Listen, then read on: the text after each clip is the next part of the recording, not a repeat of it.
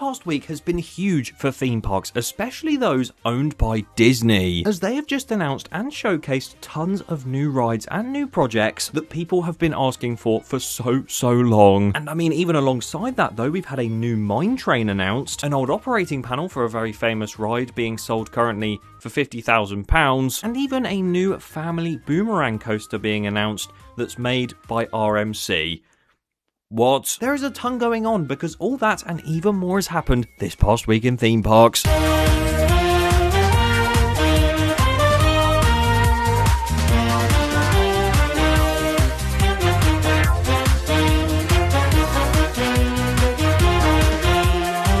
Welcome back to Tupperwutupper, in its full name known as This Past Week in Theme Parks, and this week is the D23 special, as oh boy a lot got announced for Disney parks across the world, and so much more, so make sure you watch till the end, and make sure you subscribe to the channel as well if you haven't already, because there is an episode every week and we cover the news in that week, which means sometimes there can be a lot of news, like this week, which calls for one thing and one thing only: the quickfire news segment.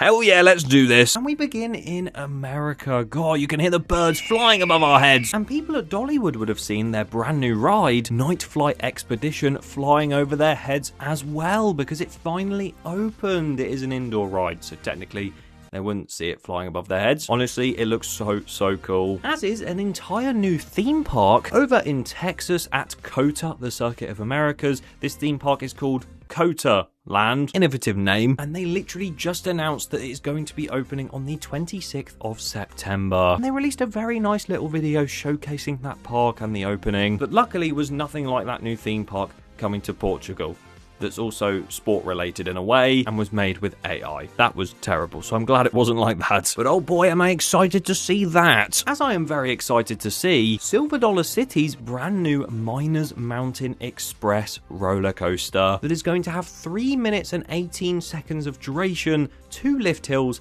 and 15 airtime moments. God, there's more airtime moments on that coaster than there is in the entirety of the UK.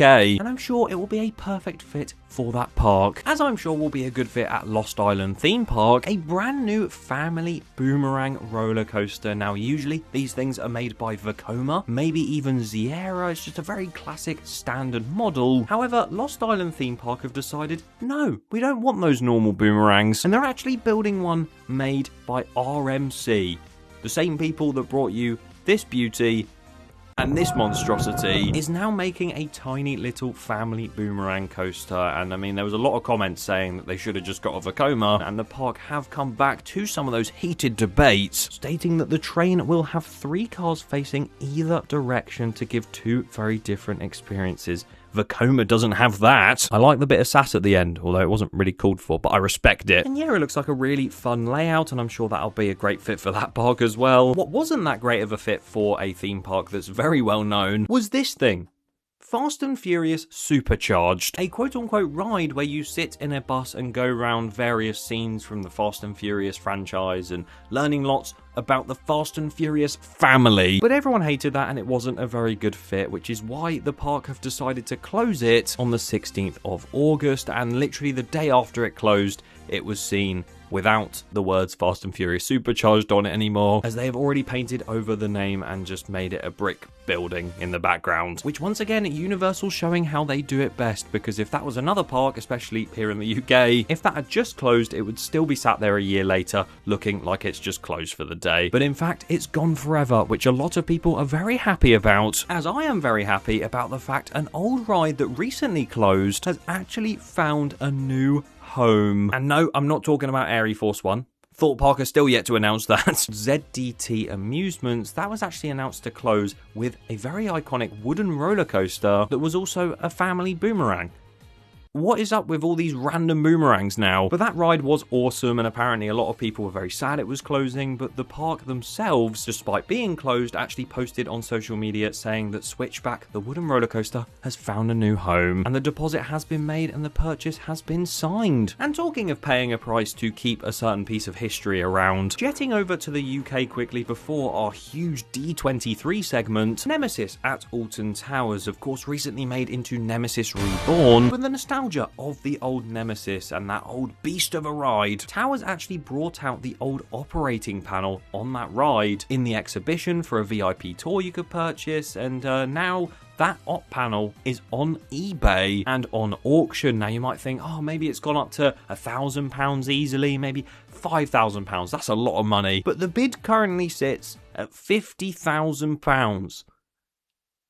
You could put a deposit on a house for that, but I just know that can't be real. But now it is time for the final segment, which is going to last pretty much the entire video, all about the most recent announcements from D23. A huge Disney convention where they announced new films and new shows, and of course, new ride experiences at the Disney parks. And to be honest, I went into it thinking, oh, there'll be some cool stuff in there, but a lot of what we already know. And oh boy, I was wrong. And with that being said, I think it's time to get into it. So starting with the Asia park. I guess I have to fly over, don't I? Actually, I'm going to break the norm. I'm going to fly this way. That's the wrong way. Over at Shanghai Disney, we have a first look at a brand new piece of concept art for the Spider-Man roller coaster. That does look insanely cool. The fact it's developed on that web slinger's story, and they've sort of connected it in like a web. That area is a web. Spider-Man. I think that looks like an awesome coaster, and I can't wait to see it when it's built. Hong Kong Disneyland have showcased new concept art of their Avengers Tower drop ride, following the exact same iconic ride system of Tower of Terror, which if you don't know, that Tower of Terror drop ride is actually made by an elevator company that Disney basically told them, make what you normally do with a normal lift and just make it malfunction and just go. Not your typical job they had there, but that goes along with the entirety of their Avengers campus area and looks really nice, as does the brand new Tokyo Disneyland rides, including Sugar Rush Sweet Rescue, which again is a mouthful, and as much as I reported on that last week, that is the name for the brand new Wreck-It Ralph shooter ride, and we've actually seen this amazing animatronic I'm gonna wreck it! And even last week we had the name for Space Mountain Earthrise and got a look at the train for the first time, which looks awesome. Disneyland California have showcased a brand new look into Stark Factory and the Avengers Infinity Defense rides, which look like they're going to be absolutely incredible. Here's the Stark Factory sort of train or robo-arm seat design, I don't know what you call it. And they even shared an entire sneak peek into the brand new Avengers Infinity Defense, which I won't lie is probably going to be on a very similar level to Rise of the Resistance, and I can't wait for it. But it also appears that they are going to be completely reimagining the entirety of Tomorrowland, and they're going to honor the legacy of the original whilst remaining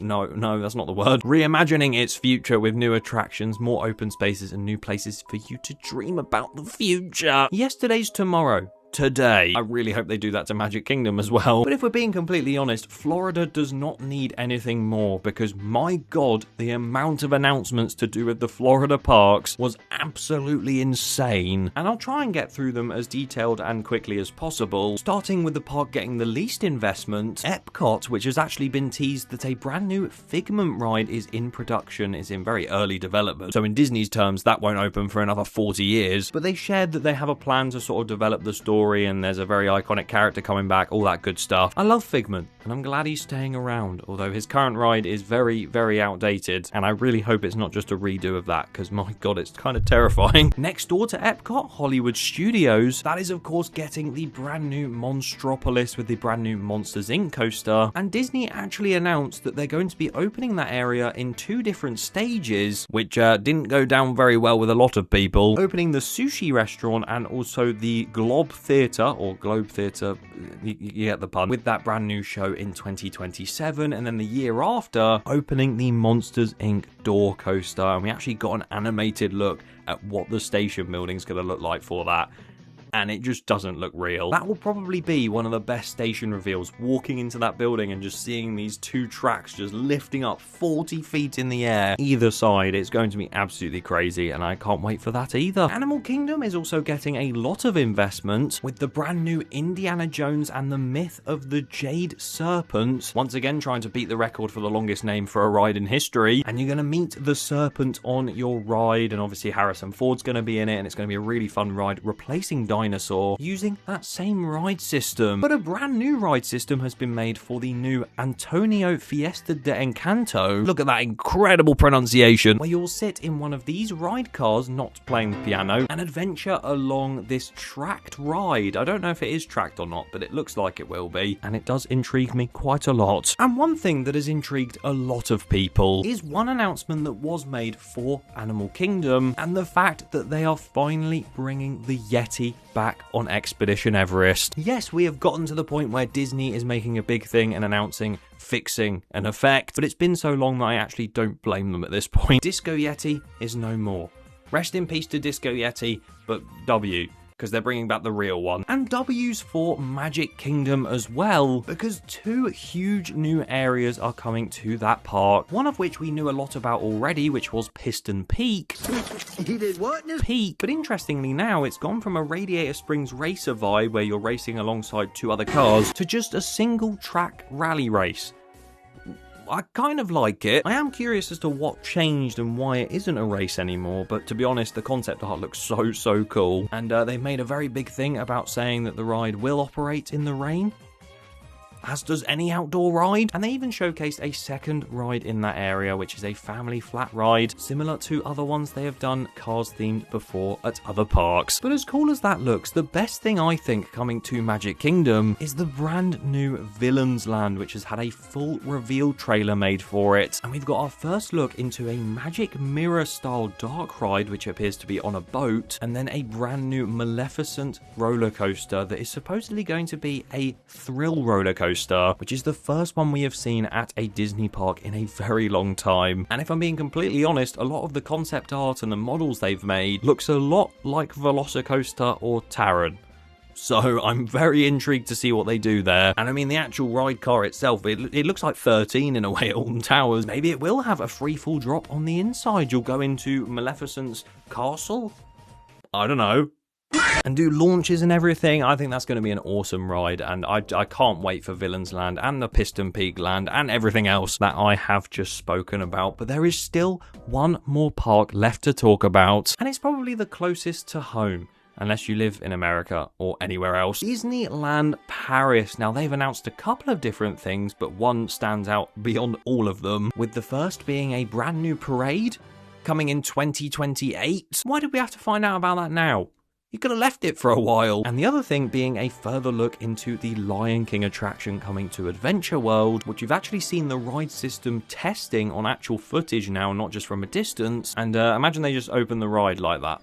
Just white truss everywhere, no theming whatsoever. This is your Lion King ride, guys. But the main thing they showed us from that ride that is new to us was the information that a brand new Scar animatronic is going to be made, and it looks really cool. And of course, because Disneyland Paris is getting it and not Florida, a lot of people were saying, where's that at Animal Kingdom? We should be getting that, not them. Let's just have something exclusive for once, please. As we do have a very exclusive thing coming back to Paris. The ride itself and the concept of it is not exclusive at all, because it seems to be at every single Disney park ever. But Space Mountain in Paris has been known as Hyperspace Mountain. And whilst you're on it, you've got the Star Wars theme at the start, which is pretty cool. And then you go in, and there's just screens and projections, and it's just not good. Most of the queue for the ride is pretty terrible, other than the steampunky bits, but the entire outside and area is also themed too. So Star Wars has never fit in there, and before that it was Space Mountain Mission 2, and before that it was Space Mountain de la Terre à la Lune. I definitely got that wrong. And that version of the ride has been sorely missed by all Disneyland Paris fans. And I remember, because D23 was literally at like 3 AM, and I'm not staying up for that, waking up the next morning and just opening my phone to see this image and video right here. Oh my god, it looks so good. Space Mountain, translated to English, from the Earth to the Moon, is returning back on that ride, replacing Hyperspace Mountain after next year. And honestly, I know I complain all the time about the fact Disneyland Paris hasn't actually had a new coaster in so long, hasn't had a new ride in the Disneyland park for literally about 20 years. Right now, I will take that over anything else, because I really didn't like Hyperspace Mountain. I thought it was just a bit mid. It didn't have me very hyper and spaced. Not that a roller coaster should, really. But it really just didn't fit, and I absolutely love steampunk theming, so I was so sad I never got to see it in original form. But now I will, and I can't wait, and it looks so good. And I will 100% try and be there for opening day, so leave a comment below if you're going to be as well, and if you're excited for that, and all the other announcements to do with Disney parks, and all the other news, because it's been quite the week. Subscribe to the channel as well if you haven't already. And talking of Space Mountain returning, that's very nostalgic. But what if nostalgia like that is ruining theme parks? Is it killing their progress in the future? Did a whole video talking about that. You can go watch it. On screen right now. Go and watch it.